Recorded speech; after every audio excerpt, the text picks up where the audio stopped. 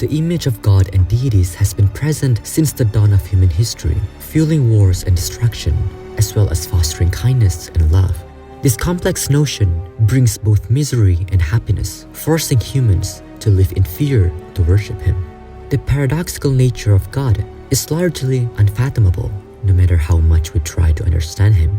But perhaps the mysterious mind of God can be explored through the hints and indications left in some religious text, illuminating the inner workings of His mind.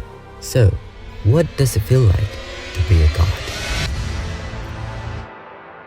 Gods or deities exist in nearly every civilization, morphing into various forms that align with the culture's customs and traditions. In human societies, there are either one or many gods, each with distinct traits. The traits of a monotheistic god, such as the god of Judaism, Christianity, and Islam, often include omnipotence and omniscience. This genderless god is the creator of the universe, sustaining all things in the natural world.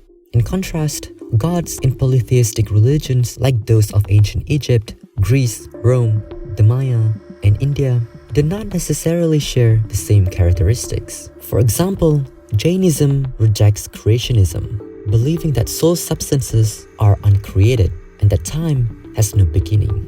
The ancient Greeks, with their pantheon of male and female gods, lacked sacred text or a centralized church, and their gods were deeply embedded in myths, often representing natural phenomena or human behaviors. Similarly, the Maya had many gods, each representing different aspects of nature, such as reincarnation, water, fertility, and wind.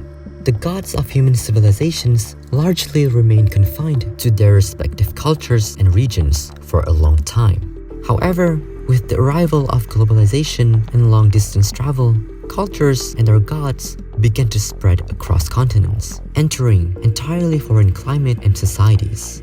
New believers, whether by force or choice, would often try to adopt and emulate the customs of these foreign gods, donning unfamiliar clothes and speaking liturgical languages not their own. Over time, the religions that endured expanded their influence, often displacing ancient gods and conquering new territories. This brings us to the gods of the 5 major world religions. But in this video, I will mainly focus on the Abrahamic God, the God of Judaism, Christianity, and Islam. The God of the Abrahamic religions is often depicted as a being of immense power, holiness, and love. He is believed to be eternal, omnipotent, and omniscient, embodying justice, mercy, and righteousness. As the ultimate source of all that is good, He transcends the physical world, existing beyond human comprehension. Yet, with such divine perfection comes the challenge of understanding His nature and the complexities of His will. The quest to understand the mind of God may seem impossible. As humans, we understand each other because we share similar experiences, allowing us to relate to one another's feelings and perspectives. Since we understand what it's like to be human, grasping human emotions is intuitive. In the same way, to grasp the mind of God, there must be a point where divine and human traits overlap. And surprisingly, this overlap exists because in many ways, God is quite human too. In Psalms, the first book of the 3rd section of the Hebrew Bible, there's a hint of what it's like for God to suffer mentally. The God of Yahweh is described as experiencing emotions like anger, hate, compassion, jealousy, and grief. A God who suffers human pain is not unique. In ancient Near Eastern mythology, both male and female deities were depicted with qualities of mental pain, such as fear, frustration, or mourning. The concept of a suffering God became problematic in the writings of Plato and Aristotle, as they viewed God as perfect, omniscient, omnipotent, and immortal, qualities that, in their view, made suffering impossible, particularly since mental vulnerability was seen as shameful. Yet, the God of Yahweh is deeply moved by jealousy and anger, a God of tears and compassion who suffers alongside His people and is known for His temper. In the Psalter, Yahweh is depicted as confronting intense anger, often needing to vent His pent-up frustration. In one passage, He unleashes His wrath upon those who do not know him, evocative of the devil in popular mythology. Divine suffering is not only caused by God's enemies. At times, it originates from Yahweh's own people. This is particularly evident in the emotion of hate. When humans oppose divine law, the moral evil of their actions causes God significant pain, as reflected in this text. The text even suggests that time takes its toll on God as he suffers from something he deeply cares about over a prolonged period. Yahweh also experiences pain from a more honorable emotion, pity. Divine compassion causes Yahweh to feel sorrow, not just for individuals, but for entire cities, suffering alongside those for whom he feels pity. Nature recognized pity as a multiplication of suffering, as the one who pities suffers with those who are pitied. Even Arthur Schopenhauer, an atheist, remarked that if a God created the world, he would not want to be that God, as the misery of the world would break his heart. However, the most agonizing emotion Yahweh endures is divine jealousy, accompanied by fear of loss, anger at perceived betrayal, shame, sadness, and distrust. He is jealous of other gods and demands Israel worship him alone. Yet, the people are often disloyal, forcing Yahweh to confront apostasy, rejection, and disappointment. He cannot simply forgive and move on. He is a slave to these emotions, as indicated in the text. Divine jealousy then can be understood as God's own private hell, resembling Sartre's concept of hell, where hell is other people, except Yahweh's hell is his own creation. To be the only God with traits infinitely superior and morally competent to humans means to be surrounded by moral incompetence. And in this reality, Yahweh is forever lonely and misunderstood, suffering at the consequences of his own action and creation. Suffering human emotions alone cannot fully capture what it's like to be God. Perhaps for us to understand God, he must, in some way, become human. Maybe all along, you've known what it's like to become a God, at least in a limited sense. God is often imagined to be omniscient and omnipresent, equipped with perfect knowledge, meaning he knows everything. And when I say everything, I mean everything. He knows what it's like to be you, feeling everything you've ever felt, the joy, the pain, the suffering.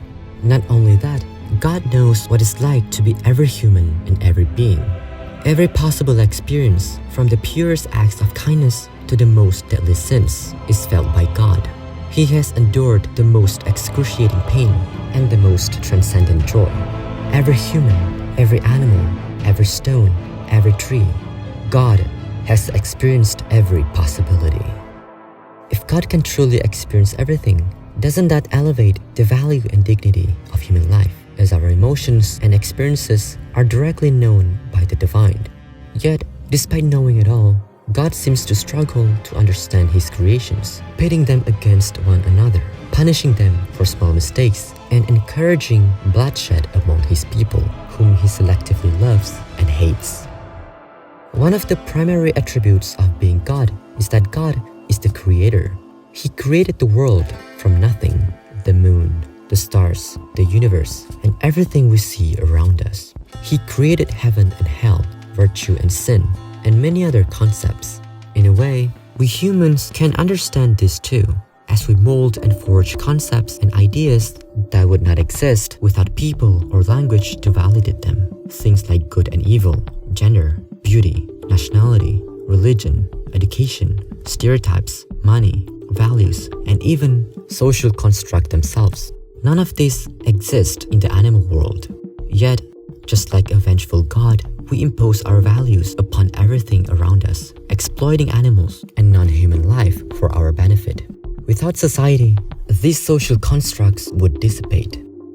Our addiction to power mirrors the nature of God, as we use technology to extend our control, ceaselessly lusting for more authority over the natural world and phenomena, bending it to our desires. In making life or death decisions, especially in the context of exercising great power, humans are often said to be playing God. This suggests an arrogance in tampering with things beyond our reach, evident in our audacious attempt to create artificial life, an endeavor that is both chilling and astonishing. For example, scientists have already cloned life, like Dolly the sheep, the first mammal cloned from an adult somatic cell. In 2003, they even brought an extinct animal, the Pyrenean ibex, back to life, though it lived only 7 minutes due to a lung defect. The discovery of DNA has further fueled the belief that genetics can be edited or improved, unlocking the possibility of a new era of enhanced humans. Beyond controlling life, humans have sought dominion on a larger scale by attempting to manipulate the climate and weather, altering the planet and its natural elements in ways that some might view as unnatural or contrary to God's design. For instance, proposals have been made to control the amount of sunlight reaching the Earth as the planet warms. Ideas include spraying aerosols into the sky to reflect sunlight into space and counteract heating, as well as stimulating phytoplankton blooms in the ocean to absorb excess carbon dioxide. Perhaps the most audacious human endeavor in creation is artificial intelligence.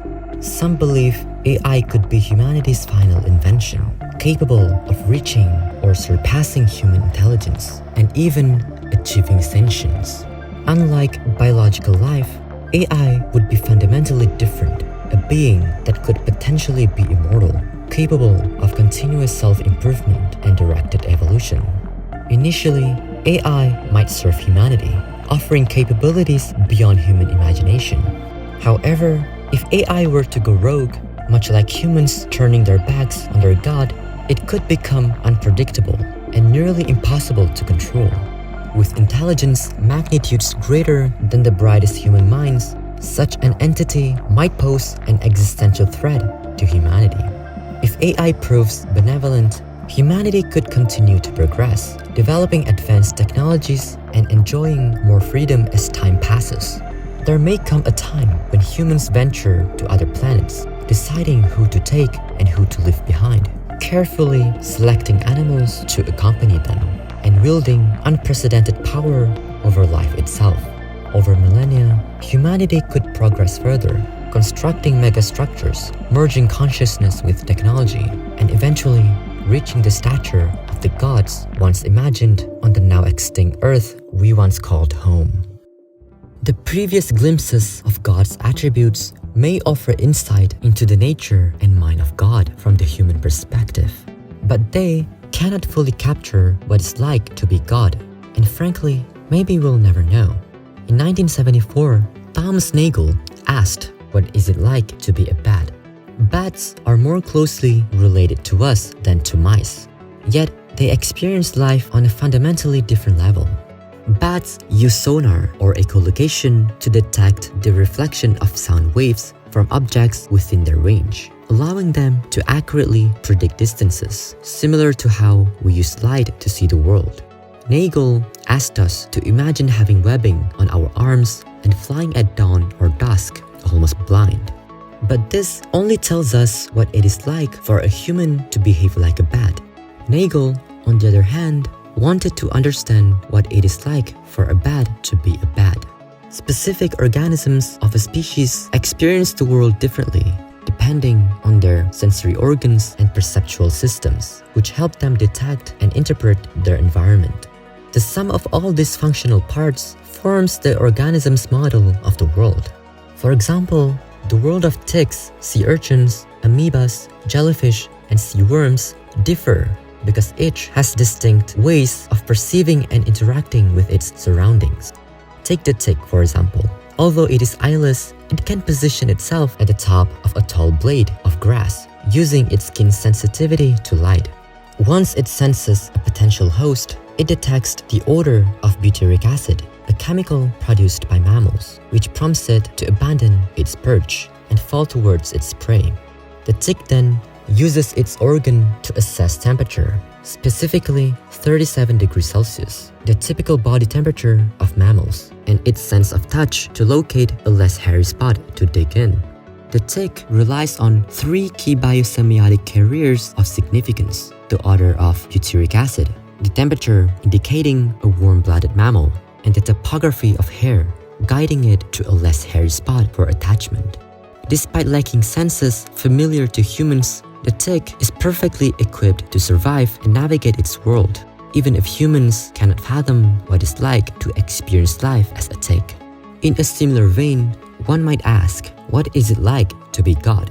The truth is, we cannot know what it's like to be God because we are human. We can only imagine what it might feel like to be a supreme being from the limited perspective of our own human experience. It's impossible to truly understand, so we can only rely on assumptions, often derived from the text believed to originate from a divine being. Yet, we do know that we are not the only beings capable of suffering. Perhaps, in some sense, we are already gods in our way, especially as we continue to advance in technology.